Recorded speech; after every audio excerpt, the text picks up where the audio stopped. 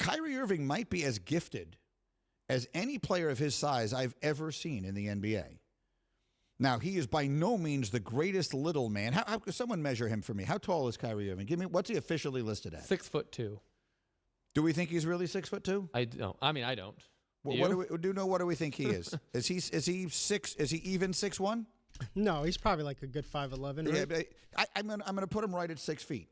So I'm gonna put him in the category with Isaiah Thomas. You know me, I when it comes to the history of the game, I have my little man category, and I've always said I would take Isaiah Thomas over any of the rest of them. That includes Iverson. That includes any of them. Now, Steph has made that a little complicated. And here's what I'll say. Steph Curry is an infinitely more significant player historically than Kyrie Irving. And the one thing he does well, I mean, ridiculously well, he does better than anybody that ever lived.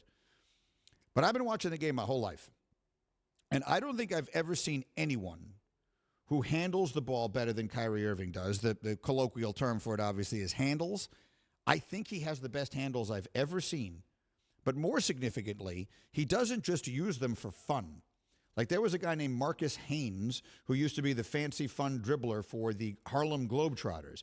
And he could slide around on his knees, and he could do stuff with the basketball you couldn't believe. And that was very entertaining to watch. But it didn't contribute to winning. Obviously, it wasn't part of the objective. Kyrie Irving manages to do that in traffic and get to the hole and finish for a guy his size better than anyone I've ever seen. I've never seen it. You tell me if you've ever. Who am I forgetting? Like I always thought Isaiah Thomas was fearless. John Morant gets to the basket. John Morant actually leads the NBA in points in the paint this year, which is ridiculous for a player his size.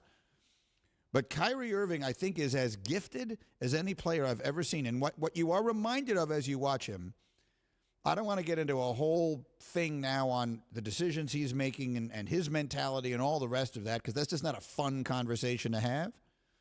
But the one thing I will say is, if his approach to being a basketball player mirrored that of Isaiah Thomas's or Allen Iverson's or people like that, I think we'd be talking about him in that historical context. I think he's that good.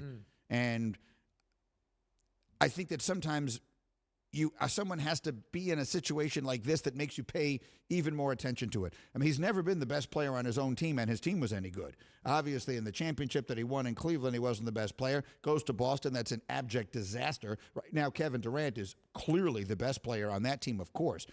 So sometimes you overlook just how good he is. But my God, is he good. Like, watching that game last night was ridiculous. So you can see why he convinced KD to come there. Because I'd imagine if you just practiced one time with Kyrie Irving, you would say to yourself, if I had the chance to play with this guy, I should. I agree with you. I watched Allen Iverson play hundreds of games.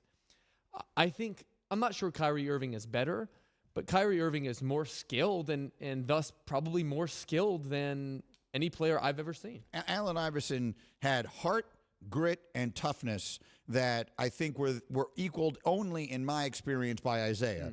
Like those two, pound for pound, all that kind of stuff that you would do. But neither of them were as gifted as this guy. The gifts are unimaginable. Nuno, is he the most gifted player his size you've ever seen? I do think so. And it's amazing. And if he actually, like, I think when he's out on the court and everything else, you see it. I do think that if he had a little bit more of that bulldog in him that we saw with Isaiah, that I think we saw with Allen Iverson, and that Ja has, I think he could potentially go down as one of the top 5 point guards ever. But but that will never happen. Clearly will not happen. And in no way am I suggesting that he should or that it should. But I have a variety. We have a guy named Matt Williams who does our research on the NBA show. He's basically the hembo of my NBA show. And he sends me these packets of notes every day. And I tried to select a few of them to read to you on the air. And I didn't know which ones to cross out. So after scoring 50 points last Tuesday against the Hornets, Kyrie scores 60 in this game. He surpasses Darren Williams for the most points in a game in Nets history. So in consecutive games, he has scored 110 points. 110 points. Sandwiched in between those, Kevin Durant scoring 53 on Sunday. I know what you're wondering. Have any pair of teammates ever both gone for 50 in consecutive games in NBA history? I'm so glad you asked. The answer is no. Kevin Durant and Kyrie Irving became the first pair of teammates ever to each have a 50-point game in back-to-back games in NBA history. Both Durant and Kyrie each have two 50-point games this year.